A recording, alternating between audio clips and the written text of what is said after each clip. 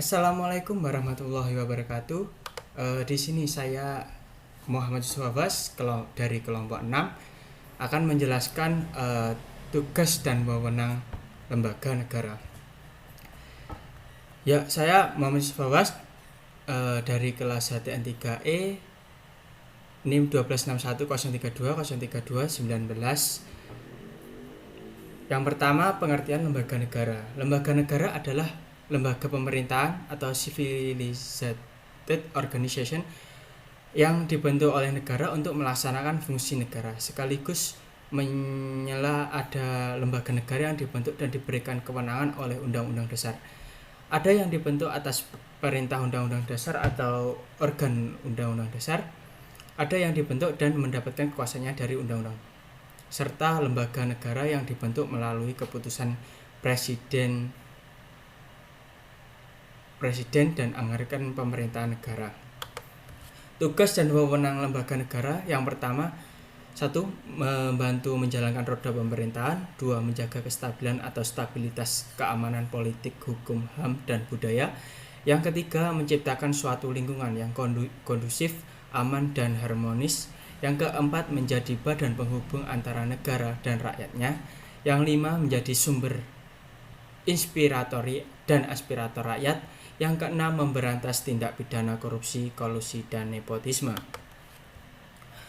Susunan kedudukan dan wewenang lembaga negara, yaitu lembaga negara dalam susunan pemerintah pusat. Yang pertama, Majelis Permusyawaratan Rakyat atau yang bisa disebut MPR. Susunan dan keanggotaan MPR. MPR terdiri atas anggota DPR, DPD, dan yang dipilih melalui pemilihan umum. Dan dalam pasal 3 ditentukan bahwa keanggotaan MPR diresmikan dengan keputusan presiden.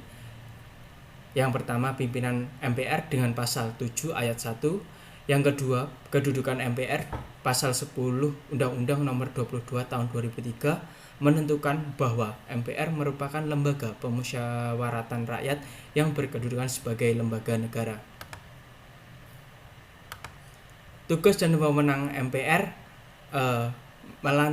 yang pertama, mengubah dan menetapkan Undang-Undang Dasar. Yang kedua, melantik presiden dan wakil presiden berdasarkan hasil pemilihan umum dalam sidang paripurna MPR. Yang ketiga, menetapkan peraturan tata tertib dan kode etik MPR. Sekian penjelasan dari saya.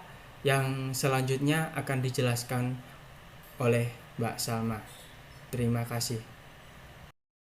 Assalamualaikum warahmatullahi wabarakatuh. Perkenalkan, nama saya Salma Dina. Akan menjelaskan tentang Dewan Perwakilan Rakyat, susunan dan keanggotaan DPR, serta pemilihan umum yang dipilih berdasarkan hasil pemilihan umum. Keanggotaan DPR ditentukan dalam pasal 17. Pimpinan DPRD, ketentuan pimpinan DPRD ditentukan dalam pasal 21. Tugas dan wewenang DPR. Yang pertama, membentuk undang-undang yang dibahas presiden untuk mendapat persetujuan bersama. Yang kedua, membahas dan menetapkan persetujuan ganti undang-undang. Yang ketiga, membahas usulan rancangan undang-undang yang diajukan DPD yang berkaitan dengan bidang tertentu dan mengikut sertakan dalam. Yang keempat, menetapkan APBN bersama presiden dengan memperhatikan pertimbangan DPD. Yang kelima, melaksanakan pengawasan terhadap pelaksanaan undang-undang, anggaran pendapatan belanja serta kebijakan pemerintah. Yang keenam, memilih anggota Badan Pemeriksa Keuangan dengan memperhatikan penimbangan DPD. Yang ketujuh, memberikan persetujuan kepada presiden pengangkatan dan pemberhentian anggota komisi judisial. Yang kedelapan, memberikan persetujuan calon hakim agung yang diusulkan untuk ditetapkan sebagai hakim agung untuk presiden.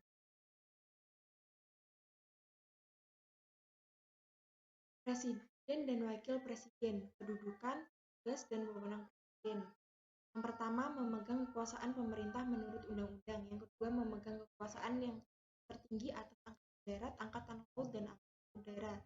Yang ketiga, mengajukan rancangan undang-undang kepada DPR. Presiden melakukan pembahasan dan pemberian persetujuan bersama DPR, serta pengesahan RUU menjadi. Yang keempat, menetapkan peraturan pemerintah. Yang kelima, mengangkat dan memberhentikan menteri. Yang terakhir, membuat perjanjian internasional lainnya dengan persetujuan DPR. Yang dapat saya sampaikan. Terima kasih. Selanjutnya akan dibacakan oleh Mahkamah Agung. Mahkamah Agung berwenang mengadili pada tingkat kasasi, menguji peraturan perundang-undangan di bawah undang-undang, dan mempunyai wewenang lainnya yang diberikan oleh undang-undang.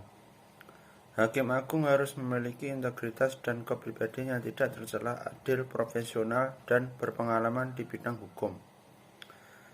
Kedua, di dalam negara hukum maka perlu adanya Mahkamah Agung sebagai badan atau lembaga yang mempunyai tugas menegakkan tertib hukum. Di samping Mahkamah Agung merupakan peradilan kasasi, mengawasi kegiatan-kegiatan peradilan di bawah dan melakukan hak uji material peraturan perundang-undangan di bawah undang-undang. Mahkamah Konstitusi. Mahkamah Konstitusi berwenang mengadili pada tingkat pertama dan terakhir yang putusannya yang bersifat final untuk menguji undang-undang terhadap undang-undang dasar. Memutus sengketa kewenangan lembaga negara yang berwenang diberikan oleh undang-undang dasar, memutus pembubaran partai politik, dan memutus perselisihan tentang hasil pemilihan umum.